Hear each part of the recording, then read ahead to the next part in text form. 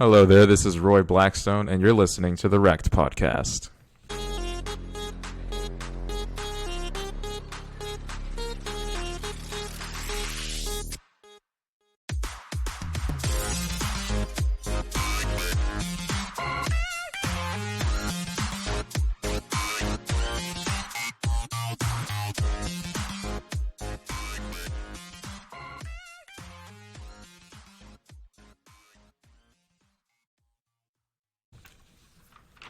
Hola y bienvenido al REKT Podcast. Yo estoy Banchu junta y mi colega Crypto Chamber. What is going on, everybody? I had to go and kidnap Banshu from Mexico. He was spending way too much time there, so I brought him back, but he is full on speaking Spanish now, and I don't know what to do. I barely understand what he's saying when he speaks English, and I am out. I'm out to lunch right now. So Banshu is back from his wedding and honeymoon. I didn't want to come back, not because of the podcast, but I just had the time of my life. But anyway, I'm back, and we are here with Roy Blackstone. Roy, how you doing, buddy? Surviving, man. How are you guys? Oh, wonderful. I'm living my life. It's been a good 2 weeks for Banshu. Chamber, how you been while I was gone? I was able to work, go on a holiday, and come back even before you came back. So. Were you actually in Mexico?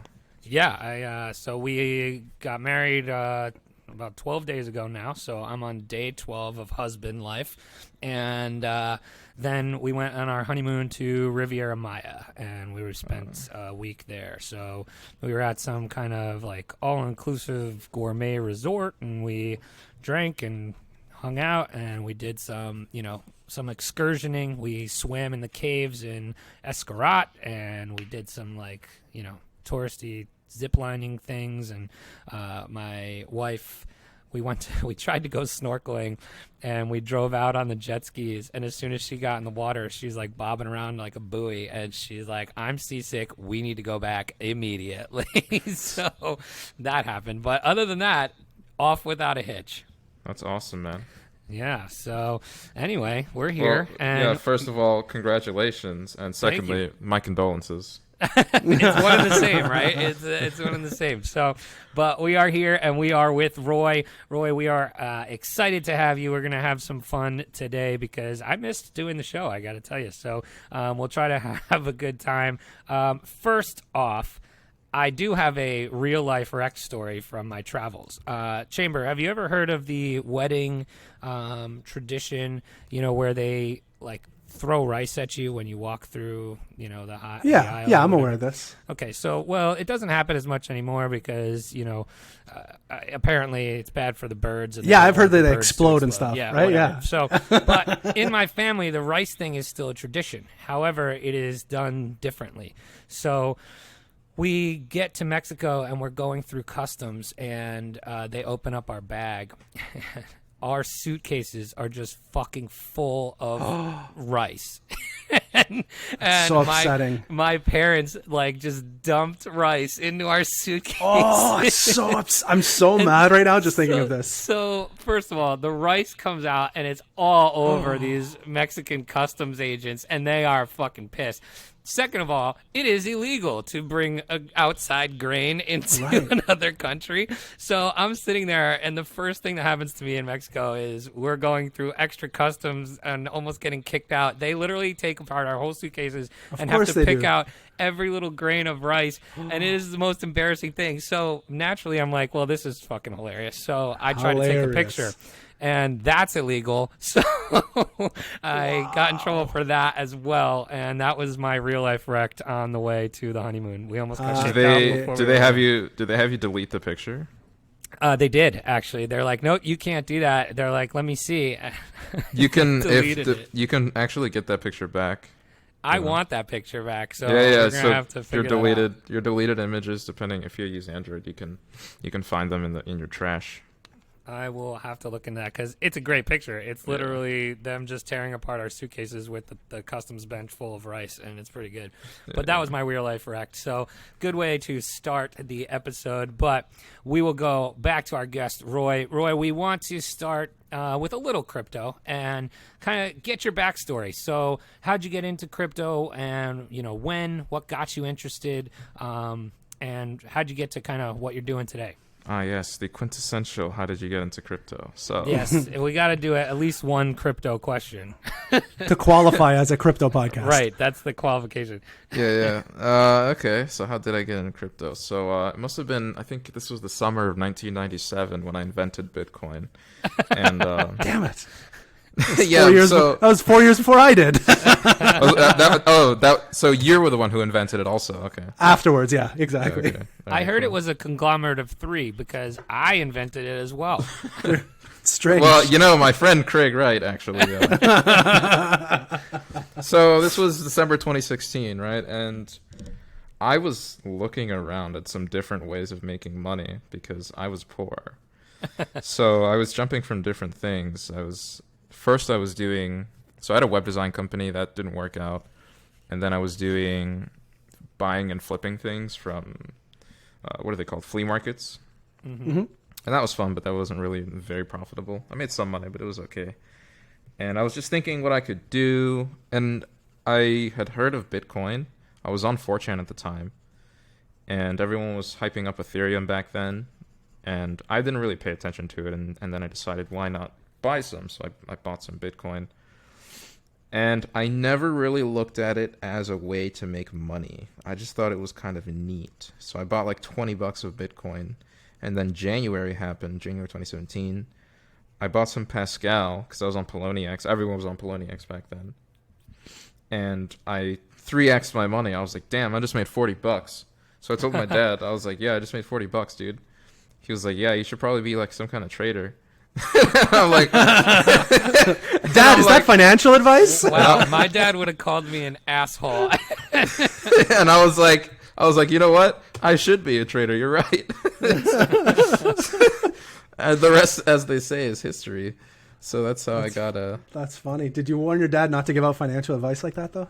No, man, that was Yeah. If he did a podcast, he'd be in deep shit. Yeah, deep shit. Apparently, we're getting picked off left, right, and center. Well, it was great financial advice. So That is no kidding. So then you got into trading, and how did? I mean, it sounds like you really didn't trade before that. So how did you kind of learn to be a trader? It's the same way as I learned pretty much everything else in my life. It's all about soft skills. So I've always decided, okay, I want to do this thing. And then as I do it, I'll just learn. So I just have a shitload of soft skills now. Like I can do Photoshop, graphic design, editing, copywriting, all these different things, right? And it wasn't anything that I started out going, I need to do these lessons or I need to do a Udemy course or anything like that. It was just talking to people, listening to podcasts like this one even. Going on Twitter. Well, maybe not this one. Going on Twitter. Yeah, right. Well, I listened to a few podcasts. I watched YouTube videos, did all that. And just existing in the quote-unquote cryptocurrency space, cringe, allowed me to pick up a lot of things and financial terms and all this other jargon from other people. And so that's how I learned how to trade. So, I mean, we're a REKT podcast, so learning trading could be very difficult. Some still struggle with it, like Chamber. No, you know what? I was going to say, since you were gone, I've been killing some trades. Really? I shorted the shit out of ETH, made some money. Short. Yeah, no, just like a little 3x short on ETH USD a couple of days back. Wow, look at you. Made some dough, so, Progress. It's all right. We're on the winning streak right now. But, where I was going with this is some people get wrecked trading and being in crypto. Do you have any wrecked crypto stories? Anytime, maybe at the start of your crypto career when you maybe did something you shouldn't have or got wrecked in any way? Yeah, so unfortunately, most people have wreck stories. I don't really have too many complete, I've never wiped out an account. I've never lost ridiculous amounts of money, aside from this year. Actually, maybe I do have a wreck story for you. This one's not really, this one's not from when I was early into the game, though. This one is much more recent. if you're up to hearing Those that count. one. Yeah, absolutely. Yeah. Okay. So this was Love the is end of- love, REKT is REKT. So it was the end of 2018, and I realized that crypto was going to be shit. Like it was going nowhere for the next, I don't know, 2 years, 3 years, who knows. And my idea was, well, I'm going to diversify, so I'm going to run a restaurant. So I told my dad, I was like, hey, we're going to open up this restaurant. He was like, okay. And that's actually why I live here in Thailand now, because I was like, where should we put this restaurant? He was like, in Thailand. I was like, why in Thailand? He was like, because the girls are hot. I'm like, okay.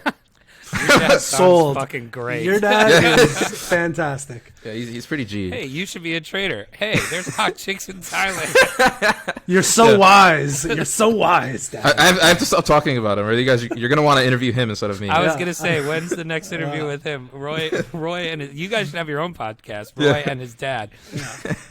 So yeah, With so Roy and his dad. exactly. So we're over here, we're doing this restaurant or whatever. And as everyone knows, most people know, I was a huge investor in Chainlink, to the point where Chainlink was something like 50% of my portfolio throughout 2018. And even before that, I was always just a massive investor in it. So I had to liquidate a bunch of it in Oh no. in March, right before the golden bull run. So we went from, I liquidated a shitload of it from 60 cents, and then it went up to $4 Oh my over the next gosh. 3 months. And I was like, oh God. So I told him, I was like, buddy, you know, the opportunity cost of this restaurant is like insane now. He's like, yeah. He's like, don't worry, bro, we'll make it back. in typical Roy's dad fashion, he's like, it's cool. We'll be all right. I'm like, okay, cool. So I did get wrecked. I made money, but you know, No, I but didn't that's make, like reverse wrecked. That's great. That's like opportunity wrecked. yeah, right, yeah. So you know, it was fun. I'm still, I'm pretty much still massively into Chainlink actually, but yeah, that was one of the. What that was did a you fun think little of thing. all those funny type stories that came out afterwards, where they were, being accused of like selling off all their tokens and everything like that? Well, they were actually selling their tokens, so there's no. So no ifs, ands, or buts about that. No. They were definitely selling the tokens. Was there any, there? I saw some articles that were like, basically calling them scammers. What's your opinion on that? Yeah, so the 700K Sergey Steamers, as they're called, Oh, is so yeah. I mean, devs have to eat. They didn't sell any tokens at all from their team portion for the first 2 years of development, and they did a shitload of development. So Seems reasonable. they need to fund the project at some point. Yeah. They can't just run on fumes. I mean, come on. You can't get mad at people for, Yeah. trying to eat, right? Yeah, I mean, it was less. It's not really profit taking so much as it is, because I know a few people who work at Chainlink, so I'm privy perhaps to more information than most. But it was entirely a team based, forward looking play where it's like, we've raised 32 million from the ICO, but that was 2 years ago. We're dealing with really large partnerships now. We need to make sure that we have enough in the war chest for the future. I mean, that makes sense, right? Yeah. Makes sense to me. So, and the other thing is, tokens are there. Do you expect the team to never sell their tokens? They have to sell Right. at some point. Exactly. Well, I mean, who knows where the price is going to be in a year from now? You know what I mean? Yeah. Like They could this- be wrecked. in exactly right. So And I always make the game theory of like, let's just pretend that they are scammers, right? Let's say they want to sell. Why wouldn't they sell when the market cap was like at 60 million, for example, when they've Right, made 20 right. million bucks, comparison. Right. Mm-hmm. So That's true. I want to go back to this restaurant. let's talk about it. is this an American restaurant in Thailand? That was my question. No. So it's an Italian restaurant. I knew it. I knew it wasn't a Thai restaurant in Thailand, right? Right. Right, exactly. So, an Italian restaurant, is it like fine dining, like full on? Well, my father is a Michelin star chef, and I'm gonna Oh keep my talking him God. up. This is amazing. This is the best turn of events. And by the way, the hashtag for this show is "What would Roy's dad do?" or I also like Star Tales with Roy and his dad. That is good. We'll have multiple hashtags for this one, I think, involving Roy's dad. Yeah. Yeah. My dad's pretty cool, actually. Now that I think about it. So he's the chef. Yeah. So I have him right now. Of course, as he's the chef. Yeah, I have him as head chef. What we're trying to do is, so scalability is pretty damn important. You know, you don't want to have his talent sitting over there in a restaurant forever. Right.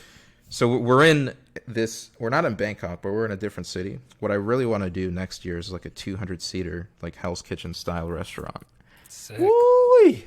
Yeah, That is and my nice. dad's going to be the head chef there, but I'm not entirely sure how I'm going to pull it off yet. But yeah, so we have this restaurant right now. He's the head chef, and More we're chain link. yeah, exactly. More chain link. There it is. There it is. That's it. Simple. The Sergey steamer. Yeah, the hashtag suitcase steamer. All right, that's the third one. We're full of them today. We're ready to go. That's pretty cool. I've got restaurant on the brain. One of the things that we did in Mexico, it was like part of the resort, and it was basically called like dinner theater, and they basically sat you down, and it was almost like you were on the set of a real cooking show, and it was really cool experience. It was five courses they made in front of you, showed you how to make, brought it out to you, and all paired with different wines from a sommelier, all that kind of stuff. It was like one of the coolest things I ever experienced. So that's awesome. Yeah, it was really cool. So I've got restaurant brain lately, so that made me think of that. But I'd craft dinner for dinner. I had hamburger helper. I had shake and bake, and I helped. Jesus Christ. That's exciting. So what's your favorite item on the menu? I'm assuming you've tasted these delicacies your father makes. Yeah, I may have. Yeah, once or twice. Yeah. So what's your go-to? Well, I'm not at the restaurant anymore because, like I said, I live in Bangkok. The restaurant is like a 3-hour drive from here. Okay. But when I go there, I usually get myself just a lasagna or something, or a ragu. Ooh, good. Love a good ragu. Makes a duck ragu. Love a good ragu. Yeah. Chamber, what's your favorite Italian meal? You know what? I like I like a good meatball with spaghetti, like a nice homemade. That's just real traditional. Yeah. I like a nice like a big meatball, like one colossal meatball over like marinara and nice pasta. For me, it's veal parmesan to own the libs. Well, of course you got to own the libs. Right? I'm so old, I don't even know what that means. I don't know. I see it on Twitter. I think I'm classified as a boomer. I think, yeah. So. Well, you're married now. You're for sure. Yeah, now I'm definitely a boomer. But yeah. Anyway, what else crypto can we ask, Chamber? I got to know. Well, let's talk about like what's happening because shit's kind of going down in the market. Yeah, I need to be updated here because I came back and it was like 8,500 in a single candle. So everybody was talking, 13, 14K a minute ago, and now we're talking 3,500K.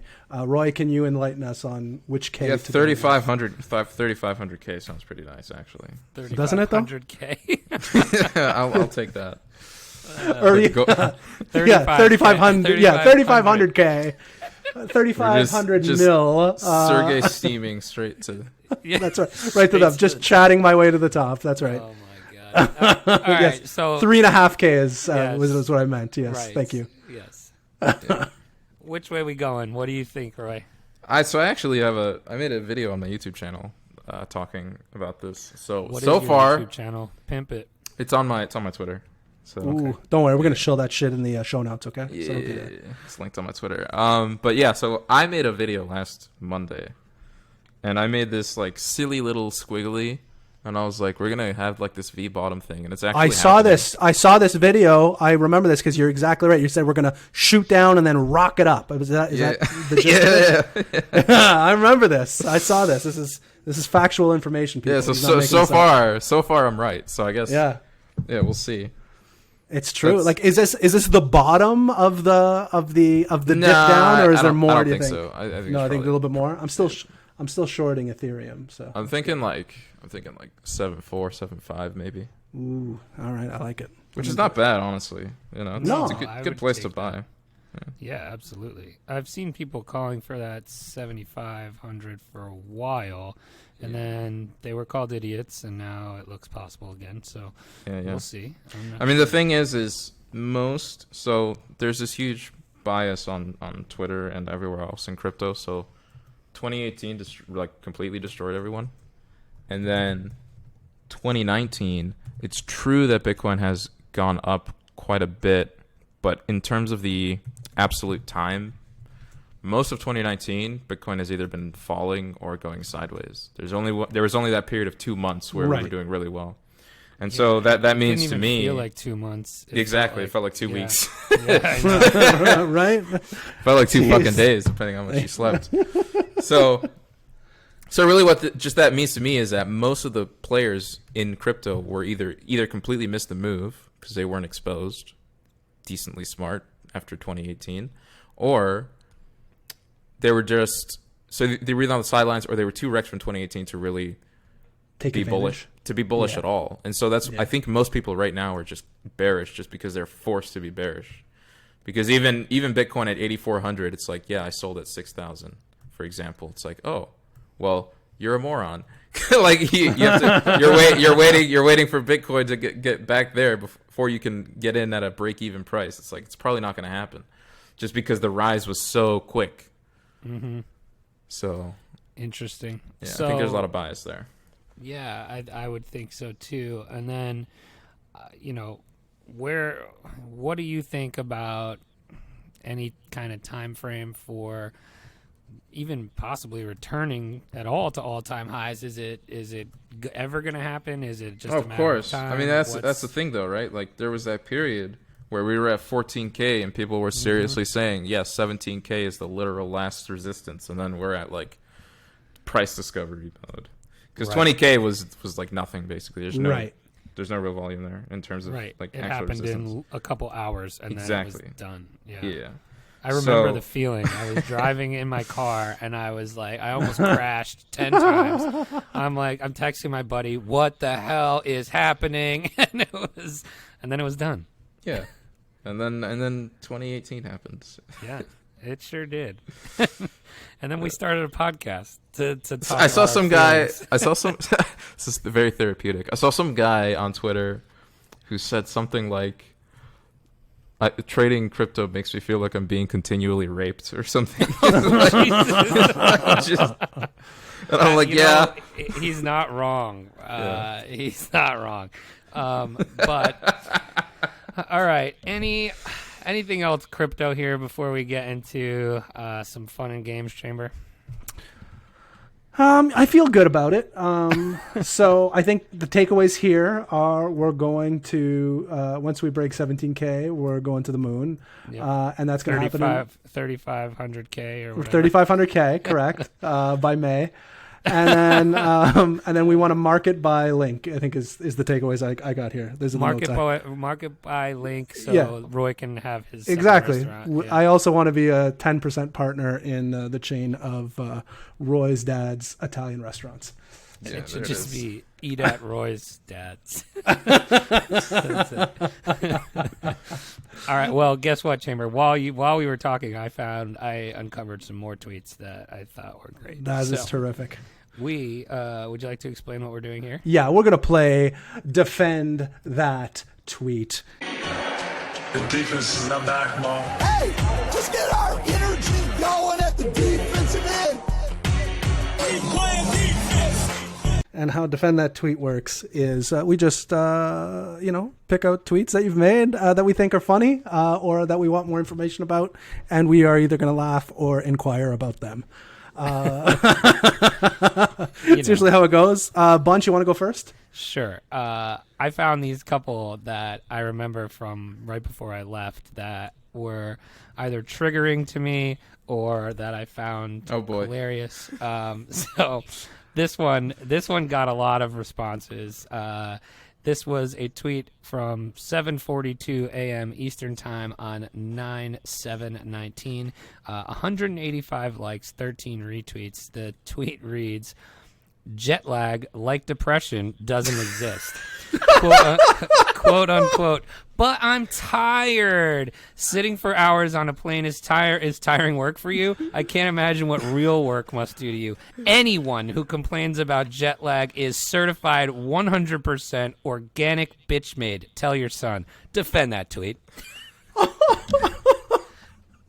You know what's funny is I actually took a flight the day on that tweet, and then I went straight to the fucking hotel room and slept for tired, like man. 3 hours.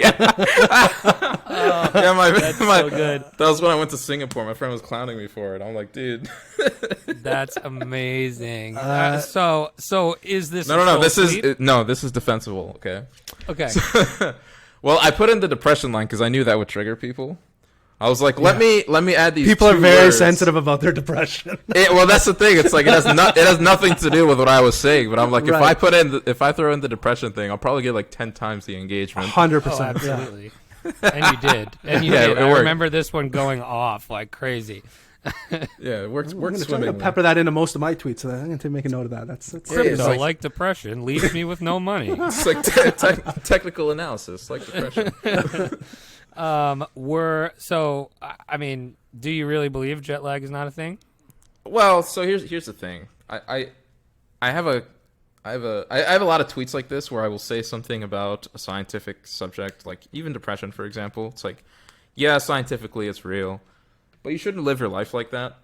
You know, you should live your life as if these negative things don't exist. Because if you live your life as if they do exist, then you're much more likely to use them as an excuse. But if you live like that, you wouldn't have depression. Am I right or am I wrong? Well, that's true, in my opinion. In I my agree. view. I agree. Because I agree. I mean, imagine a gentleman who is depressed. He can think, well, depression is real and scientifically sure he might be true, and then he can blame all his problems on the depression. He can get some Zoloft, whatever. Or he can be like me and say depression isn't real. So I'm going to look at what other proximate factors are the thing that's giving me the saddies. The blues. So, I get yeah, it. maybe it's I need to go to the gym. Maybe I'm not sleeping enough. Maybe it's my diet. Maybe it's none of those things. But that guy is going to improve his life in true. measurable ways compared to the guy who believes in the scientific depression. This guy's only speaking the truth right now. Interesting. So it's mostly a self-belief thing. And jet lag. now that was a depression thing. That was only just to trigger people. As far as the jet lag thing, that is also a true, verifiable scientific thing. However, if you're on a plane, you can probably sleep on the plane. Yeah. That's a good point. If you can't sleep on the plane, I mean, you know. I always feel like I'm falling when I sleep on a plane. I like get jerked awake and like I'm falling from the sky. So I do that in my legit. regular bed because Yeah. I get too high before bed and then that's what happens. It's true every time. Well, when I get the true mind fuck is you're falling through space right now. So all the time Ah, there you go. and All right, always Chamber, what do you got? spinning. All right, mine's mine's good. This is from the 18th of September. oh no. This one is a retweet. You retweeted a Newsweek tweet, and the tweet is as follows. Massive semen explosion after blaze hits bull artificial insemination facility. Firefighters forced to dodge projectiles. And your comment on this retweet was, the sign of a bull market is here. Prepare yourselves. So I Hashtag really tell enjoyed your this son. one. Yeah, tell that.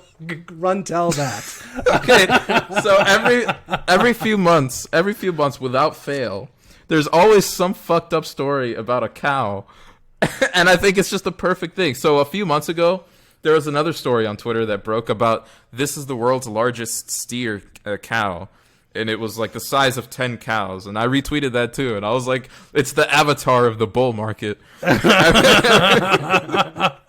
keeping my eyes peeled.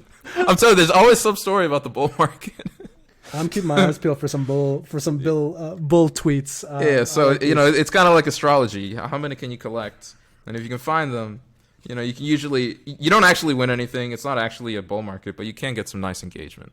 So That's a good point. That's what it's all about anyway. That is Well, we got some engagements. We got tagged on I an was astrology just going to tweet. say that. I was just going there. We I got looked down tagged on my in that. phone. We had DJ Thistle on a couple of weeks ago, and we were chatting about astronomy and trading and all that fun stuff. And somebody had tagged us the other day in some conversation, and there was some engagement. I just kind of muted the conversation on my end, but yeah, there was it was on fire. They love to argue about it. Or I don't know if there was too much arguing going on in that particular thread, but No, that one seemed pretty civil, actually. Yeah. But, all right, next one here. From 8:30 a.m. on August 31st, this one got 22 retweets and 209 likes. This is a crypto tweet. It says kind of a little bit of what we were talking about before. Remember how everyone was longing 20K because CME would open up liquidity to institutional investors?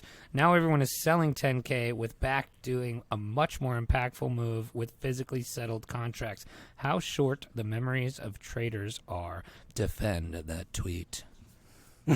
All right. You guys all sound like the hormone monster. Metal Gear.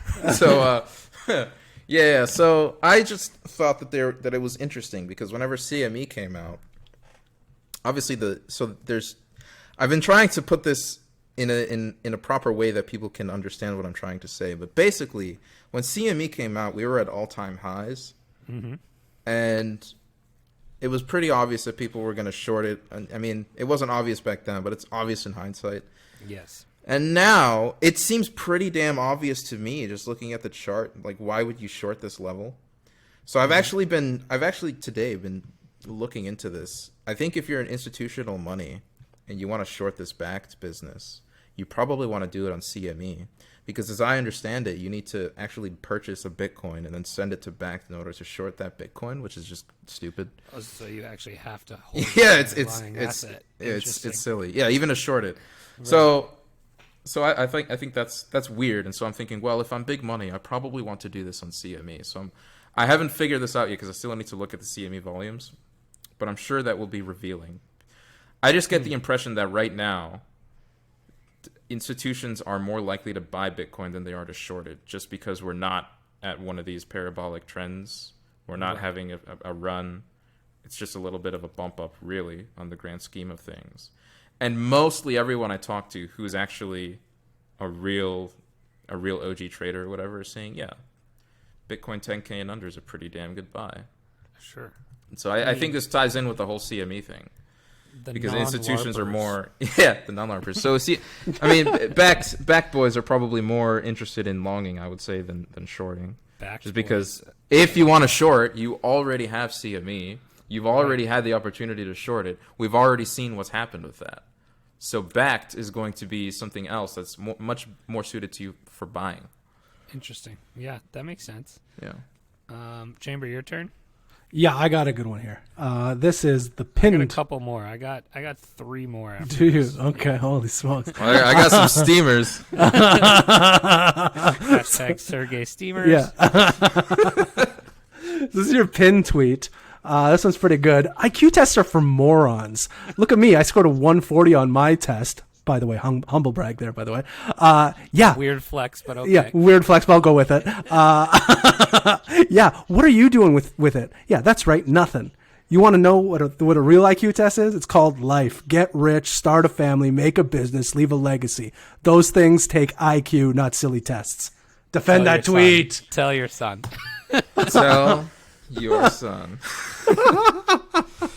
First of all, tell son. Secondly, so I think IQ tests and all, it's just, I just think it's kind of one of those things where it's so abstract and so non-real that it's just irrelevant to what real life is. So, like, here's an IQ question. It's like, well, you have this equilateral triangle. How many fucking angles or right angles are in this triangle? It's like, well, 4. Okay. Or 3, whatever. Cool. That's actually wrong, but whatever. I have room temperature IQ, boys. This is why I made this. This is why I made this tweet. There it is. So, but a real life question is, hey, we're down 20% on the quarter because of our profits are drying up in the southeast or whatever. How are we going to pull around this company? That's a real IQ question, right? Because it has real life repercussions. It has real life consequences. You can't put that shit on a test. Thinking. Yeah, you can't put that on a test. So so people that are really good at IQ tests are not necessarily really good at real life, and people that are good at real life are not necessarily good at IQ tests. And if I'm being 100% honest, I don't know how many of these people are taking real, quote unquote, real IQ tests. Yeah, these are all online tests. Yeah, online Facebook IQ tests where I scored 175.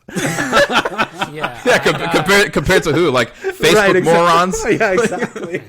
I took the IQ test recently on which Office character I was. Nice. Yeah. Office like Microsoft Office? Because I'm No, Office like The Office. like Michael Scott. Okay, I thought you meant like the paper clip or the the No, trash I like can. that too. Yeah, I think Clippy or the Post-it note. Which Microsoft Office character are you? That's the worst BuzzFeed quiz You only get ever. Clippy. It doesn't matter what I answer. Everybody No, gets Clippy. it's going to be like, you're Clippy. You love to help people. I was just going to say, do you love to help others? No. You got Clippy. What the fuck? Oh, man. You'll never rest until someone sorts out their documents. All right, I got another crypto one here. And this is linked to one of your newer videos.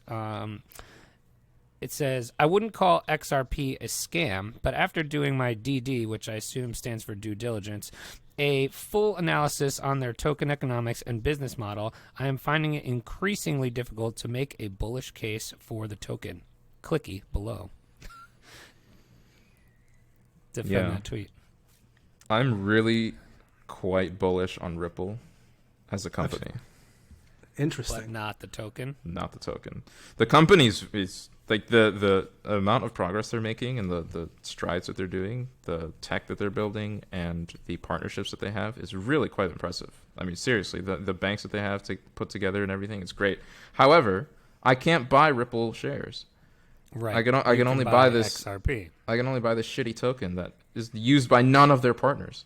Right. So they have over 100 partners. No, over 200 partners. Some of them are like really large banks. I think even I think the main bank here in Thailand actually has a Ripple partnership. They use Ripple, but they don't use the token.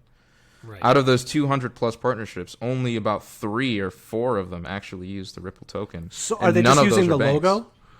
Are they just using the cool ass logo for their company? Is that what No, they're doing? they No, don't. I'm just joking. Essentially, they don't require. any Right, no, they're just XRP using the to do tech, right? transaction. Right. Yeah. Yeah, so yeah, it's like, you can they're just using the tech, which is great and pretty bullish for the company, but nothing else. So if you were able to purchase stock or shares, that would be the purchase, not Oh necessarily yeah, 100%. that. 100%. Not necessarily XRP. Yeah. Do your DD, kids. Yeah. Yeah, so I wouldn't Dragon say, dance. like I said, I wouldn't say XRP is a scam, but I mean, come on, you're not going to make any money. Aside from some kind of, hey, it's alt season, everything goes up 10x. Okay, Right. sure. But if everything else is going up 10x, you didn't really make any money either. You might as well just sell any other shitcoin. Right. All right, that's a good one. Chamber, you got any more? I got no more on my end. Oh, I got 2 more. All right. So one of them we'll do quick. The other one I need to touch on. It hits me in a deeply emotional level. This one here from 12:50 a.m. on 9/14. Only 30 likes and 2 retweets, but I'm going to go with the time of day tweet on that. The ones where you're at prime Eastern time tend to do better based on my analysis. Oh yeah, I have an English audience, and because I live in Thailand, all of my tweets get like a 40% nerf. Right. So this says, if you're going hard every day, you're not really going hard every day. Defend that tweet. Does it need defending? It's true. Have you ever gone hard in your life? You're probably completely burnt out the next day. You're probably like, damn, that was a lot of effort. Whatever it is, whether it's physical or mental or emotional, whatever. If you're really actually putting in 100% in any individual day, you probably want a break, because humans don't work like machines. Machines work; they go hard every single day. Sure. So I must be People running need at breaks. 100% all the time because I'm fucking tired all the time and I just want to take breaks all the time. So Yeah. breaks are therefore, good. Big breaks. ficto running at- facto, I'm running at 100%. We're running at peak excellence. Yeah, Jimmy. exactly. We are running at a supreme excellent level right now. Ah, nice. This is what peak. You caught that? This is what peak male performance looks like. That's right. Absolutely. Ladies. You catch my reference, Chamber? I did. Yes. By the way, that show comes back tonight, Always Sunny in Philadelphia. And for the next 3 months, you will be hearing us quote it every day. So thank you for listening. Oh, I know. Yeah. Everybody should be watching it because, yeah, we'll absolutely be referencing it. Oh, my dad actually worked on that show. No, Oh he my didn't. God! Get your fucking No, he dad didn't. on. No, he didn't. I'm just Okay. fucking with you. He didn't. Holy smokes. That's No, amazing. Yeah, he also fought in the Revolutionary War. I mean, knew it. My God, your dad is amazing. He's 703 years old. He's pretty amazing. Oh man! All right, so last one here. I came back from my honeymoon, and Twitter was abound, but with takes on this subject. Oh yeah. And you have a tweet on it. So 6:34 a.m. Eastern on 9/21. I don't even know how to pronounce this one word, but I'm gonna try. Is it with an M? No, it's the tweet. Where you're just guessing. Just guessing. What about a Q? Is it start with a Q? You're like, Can I buy a I can't pronounce words with them, so let's go. Black coffee is for pilties. Is that the word? Pilties. Pilties. Okay, black coffee is for pilties. It tastes bitter, provides no nutritional value, and is co-opted by wannabes who think it's somehow manly. I take cold showers and drink black coffee. Shut the fuck up and serve me my macchiato. Don't forget the sugar. Defend that tweet. That's amazing. What's a pilty? First of all, So that's just my original word for like moron. I love it. Oh, it's Okay. it's a Roy original. Yeah. Yeah. Nice. Well, I got it from a video game, but it is. I applied my own meaning to it. I like how it sounds. So, Perfect. You're a like moron. You're a pilty. So you like it? It's Yeah, amazing. sounds That's nice. amazing. So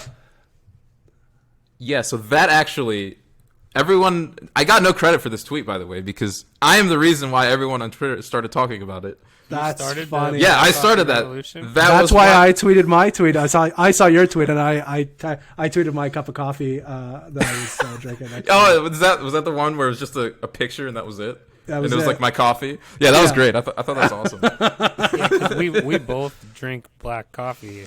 So I believe. it's funny you say this because I have the exact. I'm with you in calling out these hyper masculine people that drink and eat things just for the sake of it, because I have the exact same feeling, literally word for word, about people that eat rare steaks. Like, grow up, okay? You don't want to eat a freaking half-cooked steak. Medium well, I get it. But, you know. I will eat. rare? No. I eat- no. I eat rare Gross. Cook that. steaks. I eat See, rare because steaks. you're a toxic No. man. I eat rare steaks. Well, here's the thing. I eat rare steaks because I like the flavor. There you go. actually. See? Yeah. Yeah. That makes sense. So yeah, I'm with you. I'm a black coffee drinker myself, but definitely Well, not here's- much. yeah, But so not much here's- of a man. But not much of a So, man. Well, yeah. Here's my stance on this. It's like you shouldn't judge these random things as tokens of masculinity. Like, it doesn't make agree. sense. It's like if you like black coffee, drink black coffee.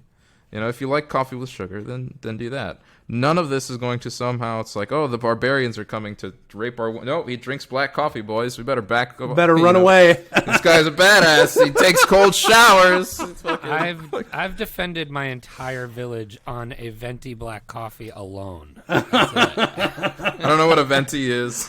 Large. Means 20. Well, I know what that means. I speak Italian.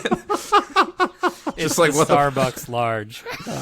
Okay. The best coffee in the world, Starbucks. There it is. Jesus. Next to Dunkin', obviously. All right. Well, those are all of our tweets we have. I hope you enjoyed that segment, Roy. That was fun. All right, we're going to wrap up here with a little bit of a game because we're big into conspiracies on this podcast, as you know, mostly Chamber. So Chamber's got a conspiracy game for us. Chamber, you want to talk about it? Yeah, so this is a conspiracy that Bunchu brought to my attention. And the conspiracy is Morgan Freeman is actually Jimi Hendrix. Jimi Hendrix had faked his own death in the in the late 60s, and then reemerged as the actor Morgan Freeman in the 70s. So what we're going to play today is Jimi Freeman or Morgan Hendrix. Is that what we're calling it? Yeah.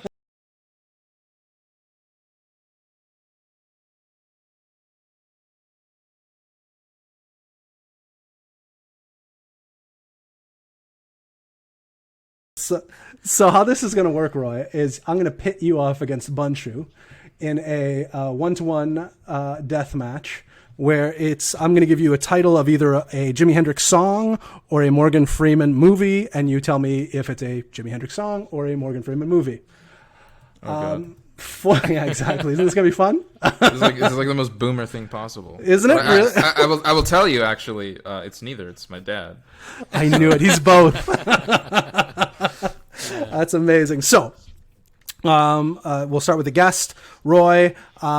We will start with the title, "The Magic of Belle Isle."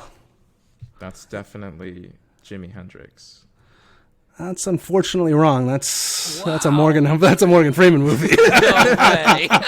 It sounded like something a guy named Jimi Hendrix might create. I don't disagree. It's probably one of the main reasons I picked it.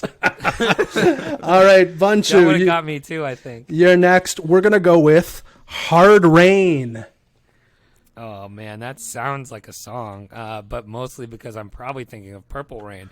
So I feel like you're gonna try to trick me, but I'm going Jimi Hendrix. And you would be incorrect. You should Oh my god! That is another Morgan Freeman movie. Woohoo! What a shitty movie that must have been. Hard Rain. Yeah, I didn't check out what movies these were. I just went with the title. All right, Roy. We're gonna go with "Up from the Skies." That's definitely Hendrix. That is correct. Oh yeah. That is a Hendrix. I wish I could say that that Andy Dufresne made it out of there that day. I wish I could say that. So, all right, Bunch, we're going to go, since you're doing a beautiful Red impression from The Shawshank Redemption, we're going to go with the next title, "Red House." Red House. You're tricking me again because now I'm thinking Patrick Swayze Roadhouse. And was Red in Roadhouse? I wish I could say that he was in that movie. I'm going with Morgan Freeman though. That's incorrect. That's a Jimi Hendrix song. Son of a bitch. Oh man, that's tragic. So we got 2-1 here. Well, 1-0. Oh, sorry, 1-0. Yeah, I will remind you that I have room temperature IQ. So that is. He's flexing it on you. I drink No. iced black coffee, so it's mine's under room temperature. That's funny. Okay, Roy, we're going to go with "Can You See Me?" Can You See Me? that's Freeman right there. That is unfortunately wrong. That's a Jimi Hendrix song. Wow. Can You See Me? Oh, Wow, this might be the hardest one we've that just sounds like a movie. That's what the tricky chamber's doing over here. Chamber, this might be the hardest one we've ever done. I'm actually getting like memed. I'm actually kind of believing this conspiracy. It's funny. I was talking all sorts of shit before we started, how good I was at making this game, and it's coming to fruition. All right. Plans with the plans. So we're on Bunch now. We're gonna go with "Chain Reaction." All right. I'm gonna martingale Morgan Freeman. Let's go. Morgan Freeman, it is. That's a point for Yes. Bunchu. Are we tied? We are tied 1-1, people. Wow, that's after 6. That's Yeah, that is a tough game. Roy, we're going with "Transcendence." Transcendence. Oh, good. Freeman. That is correct. Morgan Freeman Wow, good one. movie. All right, Bunch, we are going, this is for you. We're going to go with "Oblivion." Oblivion. That sounds like a movie, but I'm gonna go Hendrix. It's a movie. It's a bitch. Morgan Freeman movie. In fact, it stars Morgan Freeman. Oh man. All right. Written by Morgan Freeman. Yeah, Soundtrack Morgan Freeman. it's amazing. Soundtrack Jimi Hendrix, actually. It's weird. Oh, there it is. All right. Roy, "Little Miss Strange." That has to be Hendrix. That is correct. "Little Miss Strange" is a Jimi Hendrix song. Last one for you, Bunch. I think, yeah, Oh, we're done. man, so that's it. That This was is the it. end of me. This is just to save face. It is 3-1 for Roy. "The Wind Cries Mary." That is definitely Hendrix. That was the Gimme Hendrix song I was giving you. Yeah, that's definitely Hendrix. Son of a bitch, I got crushed. 3-2. 3-2. The real That was- winner's me, I think, on this one Yeah, for coming you- up with you a perfect definitely won. game. That was quite excellent, actually. That does it. That's good. I'm happy with that one. I think Bunch came with the good conspiracy theory. The dynamic duo does it again. Amazing content. The boys are back in Yeah, town. exactly. Oh, man. Anyway, that's going to do it for us.